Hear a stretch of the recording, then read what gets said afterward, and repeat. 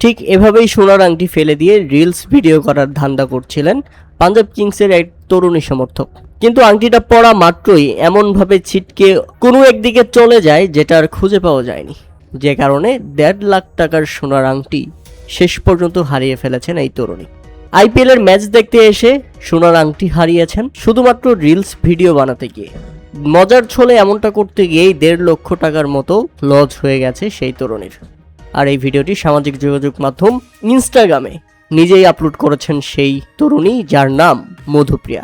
এবং ভিডিওটি শেয়ার করে তিনি লিখেছেন, আমার 1.5 লক্ষ টাকার মতো ক্ষতি হয়ে গেল, আংটিটি এখনো খুঁজে পাইনি। যদি স্টেডিয়ামের কোনো কর্মী স্টেডিয়াম পরিষ্কার করতে গিয়ে বা তদারকি করতে গিয়ে আংটিটা পেয়ে যান, দয়া করে আমাদেরকে ফেরত দিবেন। হ্যাঁ দর্শক, ব্যাপারটি আমাদের জন্য হাস্যকর হলেও যে আংটি হারিয়েছে তার জন্য খুবই দুঃখজনক। মূলত স্টেডিয়ামে আংটিটা ফেলা হয়েছিল, সেই আংটি যেখানে যাবে সেখান থেকে খুঁজে বের করা হবে। কিন্তু এতেই বেঁধে গেছে বিপত্তি। আংটিটি ফেলে দেওয়ার মাত্রই ছিটকে অপর দিকে চলে যান এবং শেষ পর্যন্ত ছোট জিনিসটি খুঁজে পাননি ওই তরুণী। কেননা আংটি গড়িয়ে কোথায় গিয়েছে সেটা খুঁজতে খুঁজতে হয়রান হয়ে গেছে তারা। শেষ পর্যন্ত কোনো লাভ হয়নি, আংটিটা খুঁজে পাওয়া যায়নি। কোনো একটা চিপায় গিয়ে হয়তোবা আটকে গেছে, যেটা এখন যদি মাঠকর্মীরা খুঁজেন কিংবা পরিষ্কার করতে যান হুট করে পেয়ে যেতে পারেন।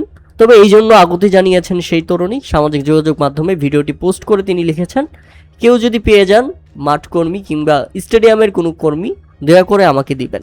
প্রিয় দর্শক, এই ব্যাপারটি আপনারা কিভাবে দেখছেন তা অবশ্যই আমাদের কমেন্ট করে জানাবেন।